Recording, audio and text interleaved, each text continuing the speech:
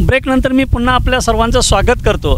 सरांनी आत्ताच सांगितले की परदेशामध्ये आपत्कालीन स्थितीत नैसर्गिक आपत्तीत काय परदेशातले राज्यकर्ते करतात, प्रशासन काय करतं, ही भूमिका मांडली. सर, आता दुसरा प्रश्न आपल्याला विचारतो की तुम्ही शिरोळचा महापूर अनुभवला आहे, कोल्हापूर सांगलीचा महापूर अनुभवला आहे आणि आत्ता विदर्भ मराठवाडा खानदेशातला अनुभवला आहे. महापुराच्या काळात, संकटाच्या काळात शेतकऱ्यांना किंवा सामान्य नागरिकांना सरकारनं, राज्य आणि केंद्र सरकारनं जी मदत करावी लागते ती तात्काळ का होत नाही आणि कृषी खातं आणखीन कोणतं खातं ह्याला कारणीभूत ठरते की तिथून ती मदत येणं गरजेचं असतं? बँकांची व्यवस्था काय असते? तोच असतो. एक तर तुम्हाला सांगतो मी की ताबडतोब त्यानंतर 2015 साली सरकारने म्हणजे आता दोन भाग आहेत की सरकारने काय करावं, बँकांनी काय करावं, इतरांनी काय करावं, एक भाग असतो. आता पूर काय त्यांची जबाबदारी नाही. तुम्ही डांबर रस्ते केले, हवामान बदल, जागतिक हवामान बदल झाला, त्यांची काही चूक नाही शेतकऱ्याची. मग पाऊस प्रचंड पडला, त्यांना पडणारे माहीत नव्हतं आणि पिकालाही माहीत नव्हतं कधी फुलावर आपण येणार आणि कधी आपण जमिनीखाली वाढलो आहे, त्याला माहिती होतं का? जनावराला माहीत नव्हतं. मग या ह्याच्यात शेतकऱ्याची अडचणच झाली की त्याचा हाताला आलेला घास सगळा संपला. मग त्याकरता एक सहज असं आहे की 2015 साली म्हणजे रिझर्व्ह बँकेच्या गव्हर्नरच्या ऑफिसने एक सर्क्युलर काढतात, याला नैसर्गिक आपत्ती म्हणतो, म्हणजे ही कॅलॅमिटी म्हणतो आपण, नॅशनल कॅलॅमिटी. तर त्यात त्यांनी असं काढलं होतं की जे नैसर्गिक आपत्ती असते, पुरी नैसर्गिक आपत्ती, मला वाटते गृहमंत्री भारताचे जाहीर करू शकतात पूर झाला माझी समज. तर त्यात त्यांनी काय सांगितलं, ज्यावेळी नैसर्गिक आपत्ती जाहीर होईल त्यावेळी ताबडतोब काय केलं पाहिजे, तर बँकांनी कोणत्याही कर्जाला फॉलोअप घेऊ शकत नाही. आता रान पाण्यात बुडल्याने काय करणार आहे? 17 जनावर मिळे त्याने हिशोब कसला करतात? मी गेलं त्याचं राहणार पीक मुळं सोडून देतो. मग त्यात त्याने कर्जाची ताबडतोब पुनर्रचना करावी, तुमचा भाग. आता पुनर्रचना पीक कर्ज असतं आणि टर्म लोन असतं, 3 वर्षापासून 15 वर्षापर्यंत असेल. व्याजाचा ताबडतोब तुम्ही रिस्ट्रक्चर करा व्याजाचे कर्ज. तिसरा भाग कुठला करायचा तुम्ही हे केल्यानंतर, तर ज्या भागामध्ये पूर आला, शिरोळ म्हणजे शिरोळा बसले म्हणून सांगतो, तर शिरोळ तालुका आला की शिरोळ तालुका अफेक्ट होतो. शिरोळ त्या नुसता माझं शेत होत नाही हो, कापडाचं दुकान होणार आहे, तो सोनार होणार आहे, हॉटेल बुडून जाणार आहे, पानपट्याचं दुकान नुकसान होणार आहे, जे जे होणार आहे प्रत्येकाचं लहान मोठ्याचं नुकसान होणार. मग त्यांनी सांगितलं की प्रत्येक लागतं काय माणसाला, सध्या पैशाचं चलन चालले. त्यांनी सांगितलं की 10,000 रुपये बँकेच्या मॅनेजरनी, म्हणजे डेप्युटी मॅनेजरच्या वरच्या म्हणतात, not below the rank of deputy manager, हे ज्या भागात झालेलं आहे त्या भागात जिथं लोकांवर परिणाम झालेला आहे त्या सर्व लोकसंख्येच्या लोकांना 10,000 रुपये कन्झम्पशन लोन ताबडतोब द्यावं आणि त्याच्या गावात जाऊन द्यावं. हे should deliver at there village, म्हणजे काय असेल ते. आणि त्यावेळी मग तिथं बँकेचा अधिकारी असेल, शेतीकरचा असेल, रेव्हेन्यूचा असेल, महसूलचा असेल, तलाठी किंवा काही, तर हे असतील सगळे त्यांनी दिलं. आता हे त्यांनी सांगितलं. आता हे झाल्यानंतर सगळे मग आता भाग काय होतं माहिती आहे का, की माझं असं म्हणणं होतं की ज्या भागामध्ये झालेलं आहे तिथे काम तर काही नाहीच आहे सध्या, कारण पाण्यात चिखला तिथं आता खुर्ची होती. आमचं असं म्हणणं होतं EGSकडे पैसे असतात, अजून आपण सरकारच्या पैशावर काही बोलत नाही, बँकेच्या पैशावर. हां, मग माझं काय म्हणणं आहे की EGSमध्ये रोजगार हमी म्हणतो. आता रोजगार काय राहणार सगळं पाण्यात गेल्यानंतर त्याला, तर माझं म्हणणं आहे की ताबडतोब त्यांनी ते त्या खात्यात पैसे असतात, तर त्या खात्यामध्ये तुम्ही 2 लोकांना घरच्या कमीत कमी त्यांना तुम्ही सांगा की तुम्हाला रोजगार हमीची मजुरी मिळण्याचे मानधन मिळेल तुम्हाला, तर मजुरी काय वाईट दिसत नाही, ते तुमच्या शेतात मिळेल. तुम्ही गोठा स्वच्छ करा, विहीर तुमची काढा, तर ते विहीरच्या काळात काहीतरी काढले आणि 1 वर्षाकरता करा आणि 2 लोकांचं तुम्ही कमीत कमी त्यांना द्या. मग आपण 250 रुपये प्रत्येकाला म्हटलं तर 500 रुपये दिवसाला मिळतात, म्हणजे 15,000 रुपये त्याला देते. म्हणजे 15,000 आणि × 12 महिने 1,80,000 रुपये त्याला वर्षाला मिळते. हे काय सांगतो आपण, त्याच्या रानात त्याचं काम करलं त्याला मग अर्धा प्रश्न मिटला ना.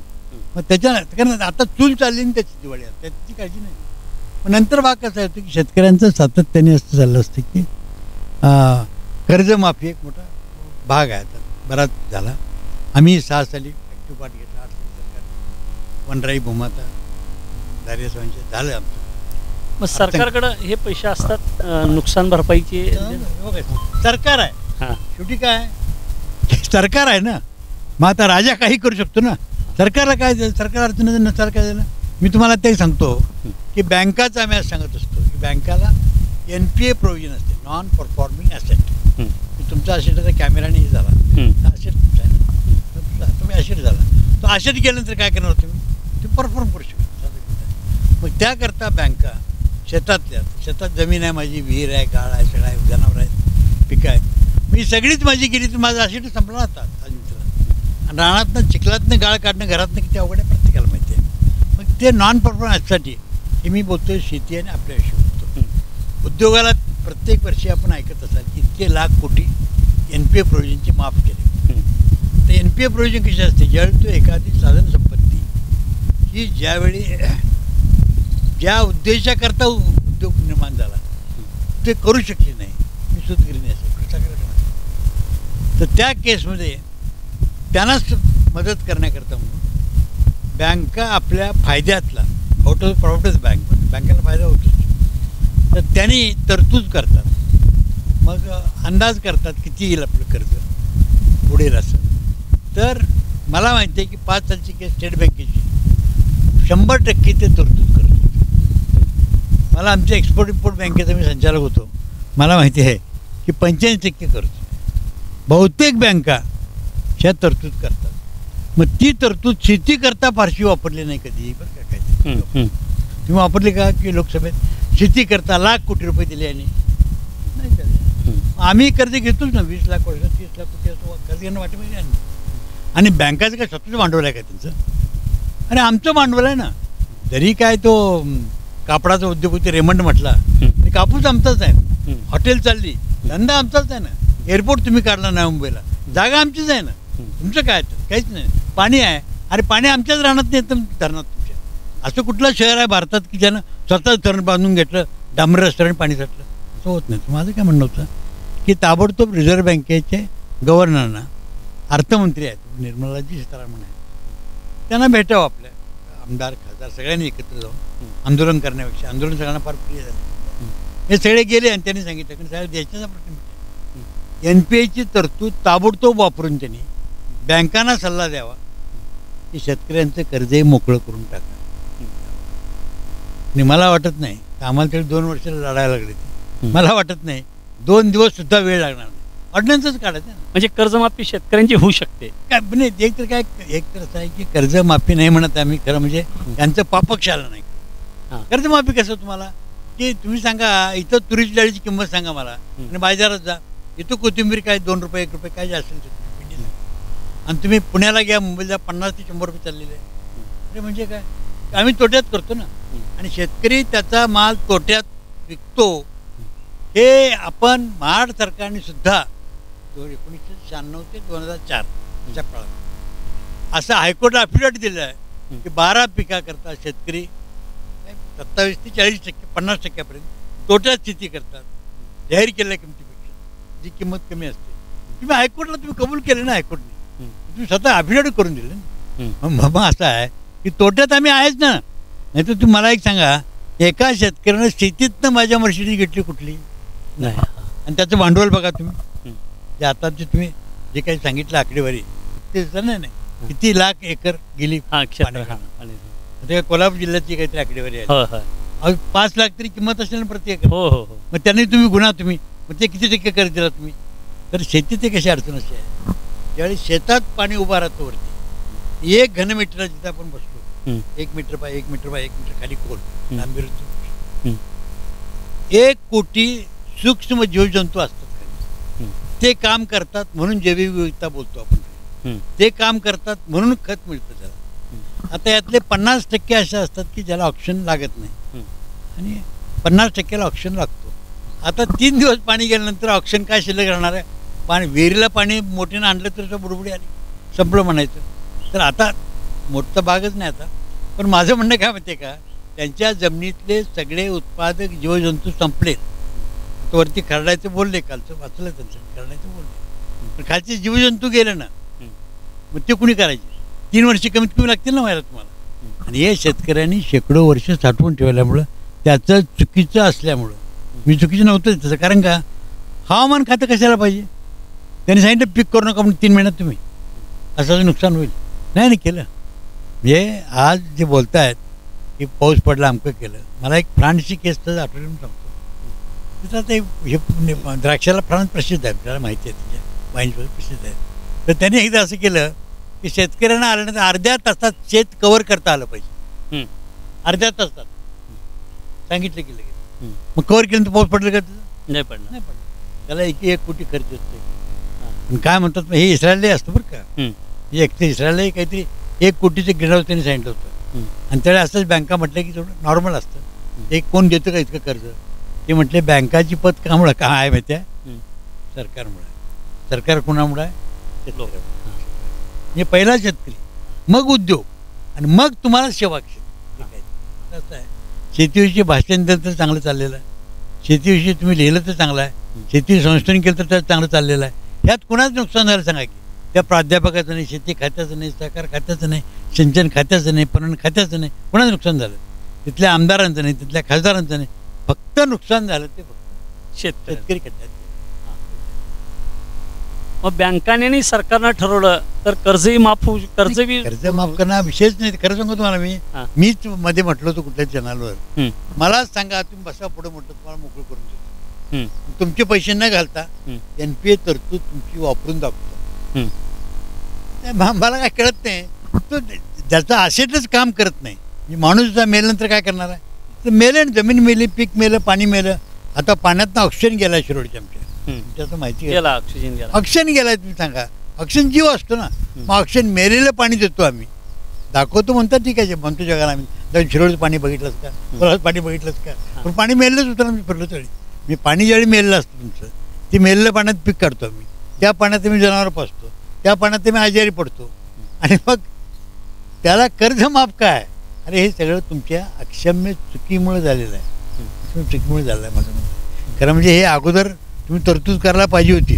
तुम्हाला इतकी कल्पना नव्हती का की असं होणार आहे. आणि झालं तर शेतकरी काय करणार, तर 48% शेतकरी शेतावरती इतके काम करतात. तो 48% एकूण कामगारांच्या, म्हणजे 50% झाले. आणि शेतकरी असा आहे की जो मालक आहे तो आता त्याला अन्नाची पॅकेट द्यायला ना. अरे 1 रुपयाला ज्वारी तुम्ही त्याची विकत काय ते देतात, काय म्हणतात त्याला, एक अन्नसुरक्षा कायद्याला 13,000चा कायदा. 1 रुपयाला ज्वारी, 2 रुपयाला गहू, 3 रुपयाला भात. जगाच्या पोटी कुठलाही देश मला दाखवा.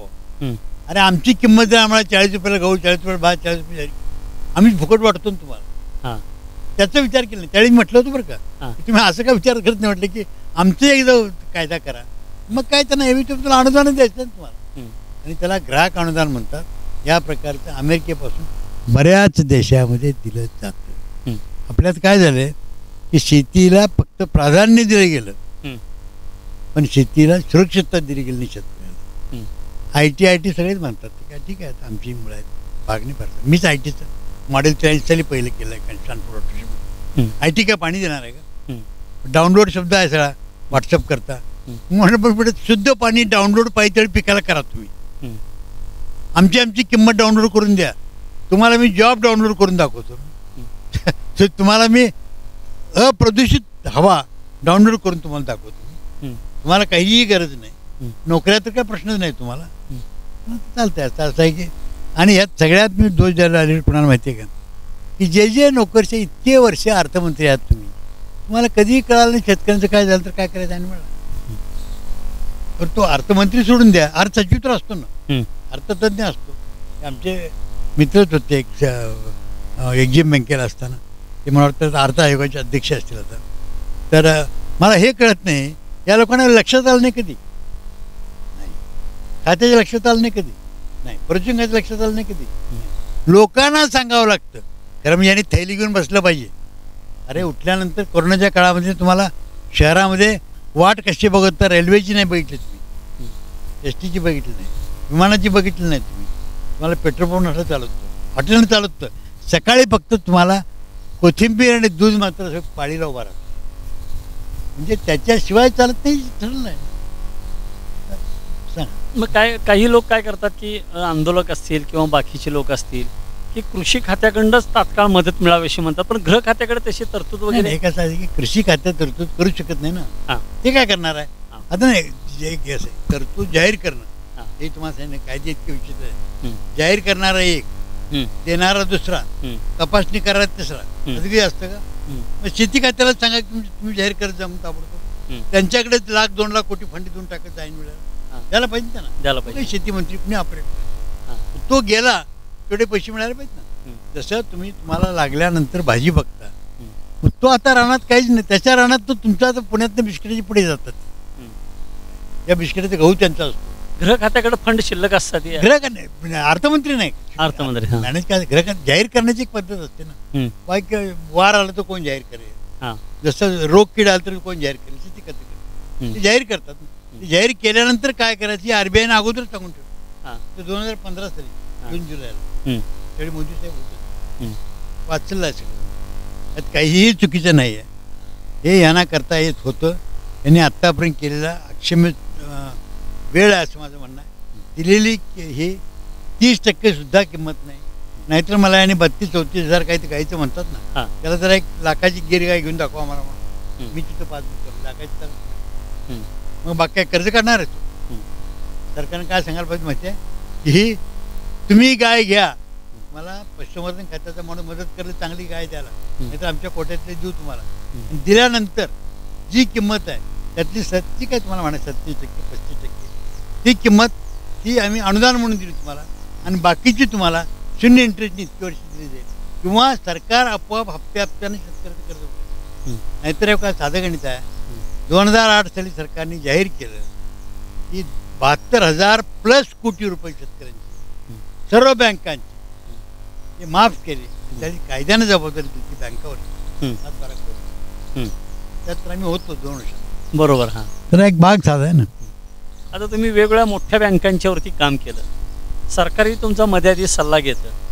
आता नवीन आणखीन एक संकट कोल्हापूर सांगलीसाठी येते की अलमट्टीची उंची वाढवण्याचा प्रयत्न होतोय, आणि हिप्परकीचे दरवाजे जर बंद केले तर महापूर पुन्हा सांगली, कोल्हापूर, शिरोळ या भागाला बसतोय.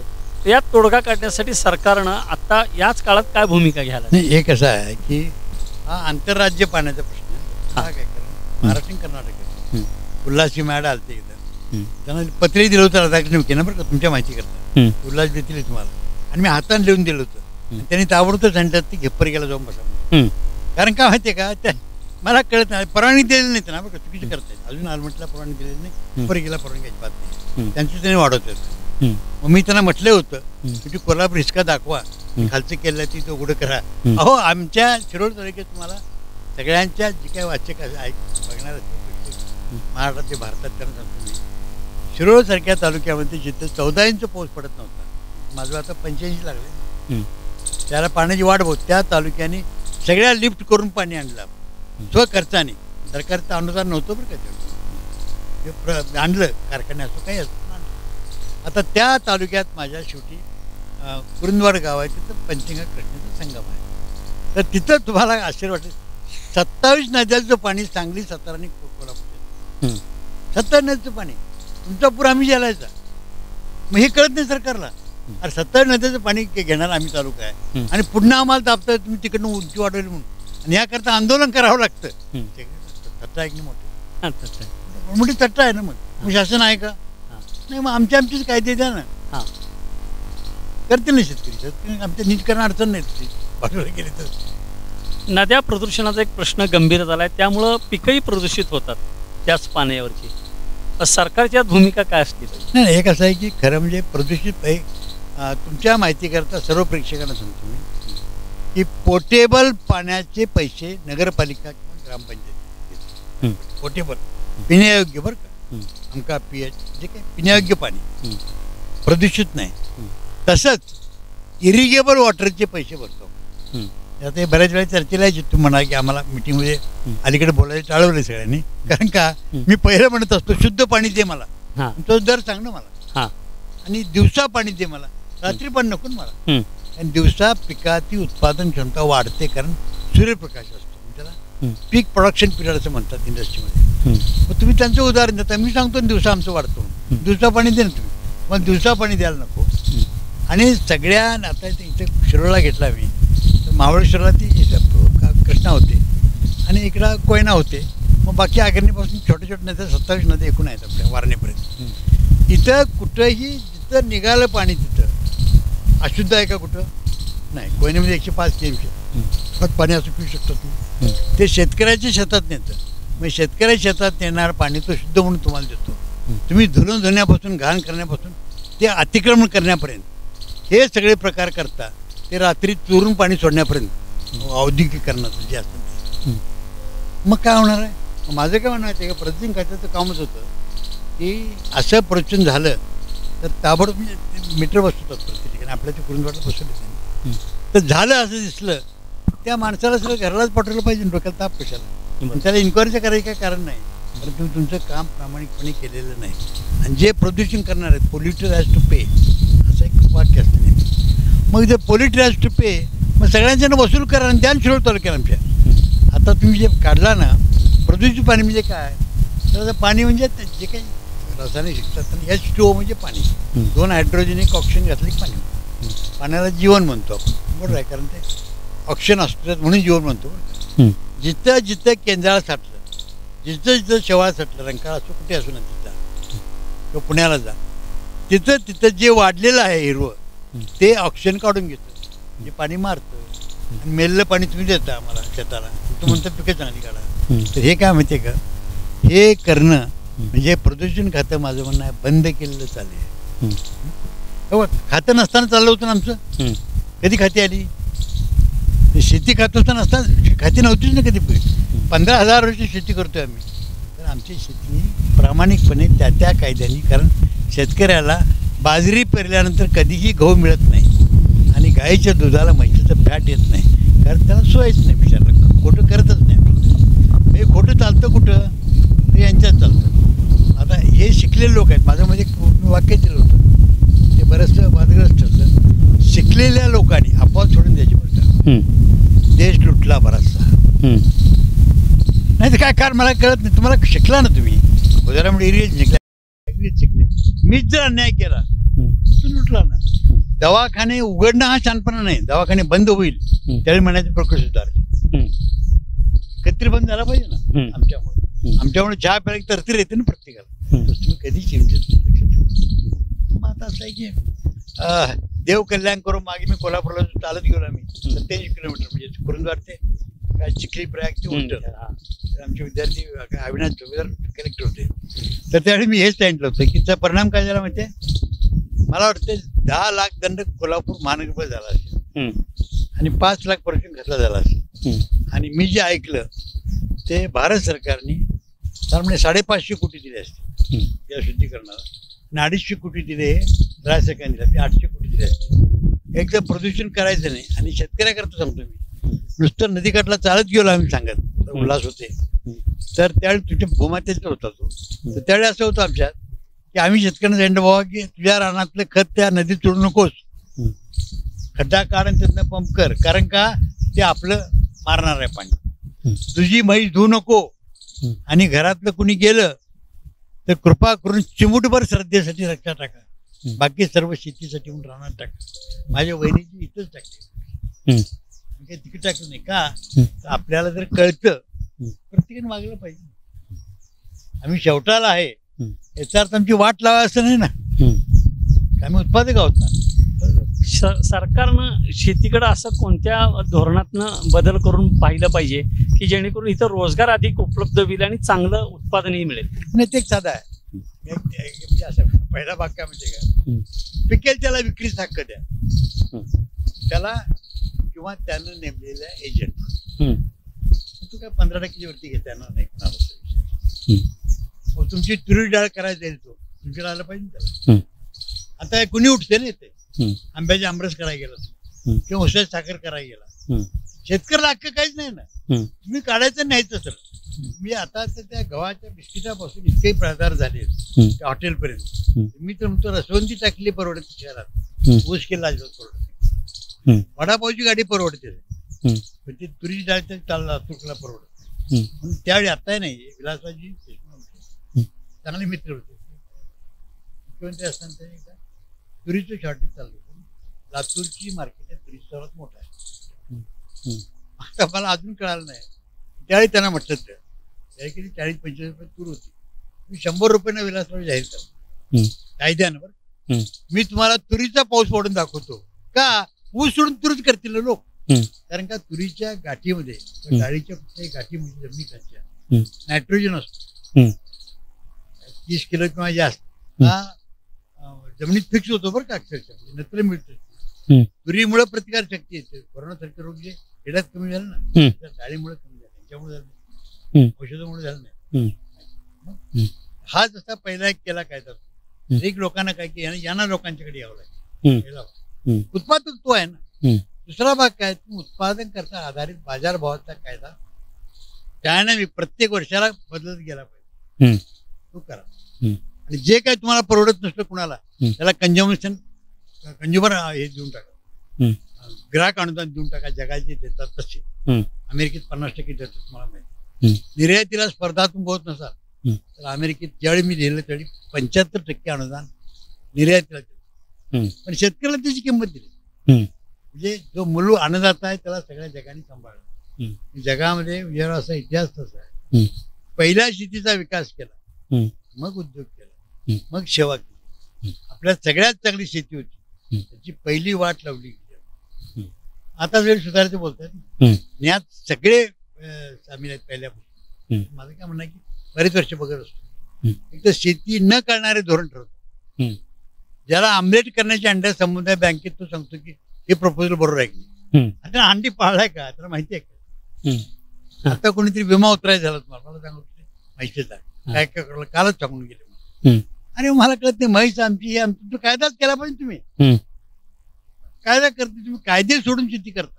हे तिसरं भाग काय म्हणते का तुम्हाला पिकायोग्य पाणी द्यावंच लागेल. एक द्या 2 द्या.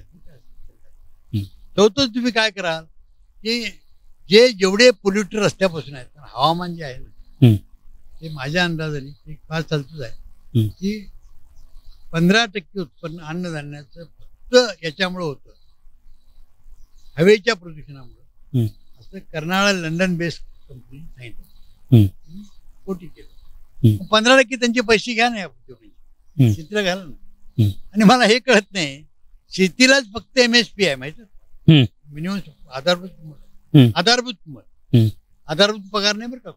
आधारभूत पगार कोणाला नाही. कुणाला दिसतोय का तुम्हाला कुठं नाही. आधारभूत रस्त्याची किंमत आहे का नाही. शेतकऱ्याच्या खड्याला आम्ही इथेच बसलो. इथं खडे करायचे त्याला 1 वर्षानं काढलं तरी सुद्धा ते खड्याचं वरचं काढलं तर लगेच आम्ही परत दुसरं काय लागायचं. क्रॅक जात नव्हता. गोठ्याला त्याला दुमचून केलं क्रॅक जात नव्हता. तिथं RCC रस्ते स्लॅब टाकतायत आणि क्रॅक होतोय आणि एमटेक असतात. त्या संस्थांनाही लाज वाटली पाहिजे की कुणाला आपण डिग्री देतो आणि कुठल्या प्रकारचे.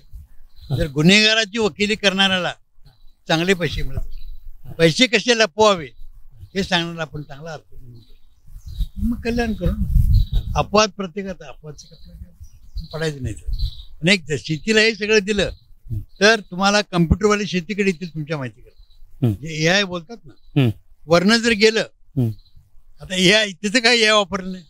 ड्रोनला तुम्ही अरे जमिनी खाली दिसतं ना मीटरपर्यंत तुम्हाला.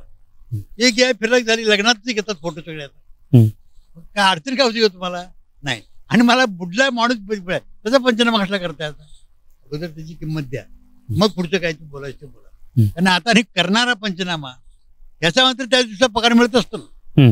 आता हे असं आहे की जिल्हा परिषद पंचायत समिती जे काय अधिकाऱ्यापासून निवडून आलेला आपण म्हणू शकतो लोकांनी निवडून दिलेला आहे.